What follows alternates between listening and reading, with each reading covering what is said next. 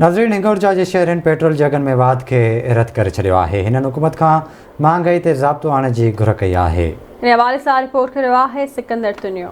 वफ़ाक़ी तब्दीली सरकार पारां पेट्रोलियम ऐं मसनूआत जे क़ीमतुनि में इज़ाफ़ो करे अवाम मथां महांगाईअ जो बम किराए छॾियो आहे।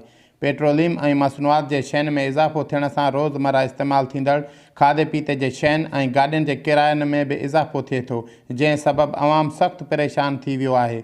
हिंगोरजा वासियुनि पेट्रोलियम ऐं मसनूआत जी क़ीमतुनि में इज़ाफ़े वारे फ़ैसिले खे रद्द कंदे आवाज़ टीवी न्यूज़ सां ॻाल्हाईंदे चयो त 300 रुपया 400 तारीख़ खणो, महांगाई एॾी वधी वई आहे। हुकुमरान खे अपील आहे, महिरबानी करे कुझु खाधे पीते जो सामान जेको आहे घटिताई कई वञे, वेतरे महांगाई थी थींदी वञे। कोई बि हुकुमरान कोई असां सां सचो न आहे। अगरि सचा हुजनि अचण सां इहे वाइदा था कनि त जेको आहे असां मुल्क खे तरक़ी में आणींदासीं, हर शइ कंदासीं। हिते अचण खां पोइ हर को पंहिंजा पेट भरण में सिर्फ़ु पूरो आहे।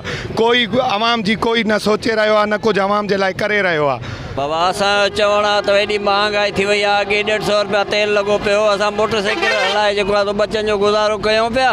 हाणे त अञा तेल चढ़ी वियो आहे। जेको आहे हाणे छा जेको आहे असांखे रोज़ी कान थी थिए। मुतालबो आहे सरकार सां त जेको आहे कुझु सस्ताई कई वञे, तेल हटायो वञे, ॿियूं शयूं खां वापे वारियूं हटायूं वञनि, सस्तियूं कयूं वञनि।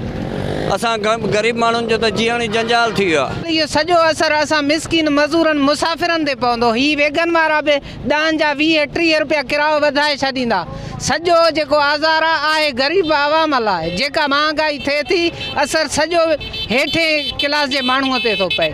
असांजो मुतालबो इहो आहे त गुरबत हटाई वञे, ग़रीब आवाम खे कुझु रिलीफ, कुझु फ़ाइदो ॾिनो वञे। इमरान खान जा वॾा ख़्वाब आहे त मां सताई कंदुमि, हीअं कंदुमि, हू कंदुमि। पेट्रोल 162 रुपया लीटर, घी 400 रुपया किलो, अटो 80 रुपया किलो। ग़रीब माण्हू काॾे आहिनि, ख़ुदकुशियूं करण जे लाइ तयारु थिया आहिनि। सुभाणे असां इहो अपील था कयूं चीफ साहिब खे, न त रस्ता बंदि कंदासीं। असां ग़रीब माण्हू ॿियो छा रस्तनि ते निकिरी पवंदा, ॿियो छा कंदासीं। इमरान खान चयो त मां नओं पाकिस्तान ठाहींदुमि।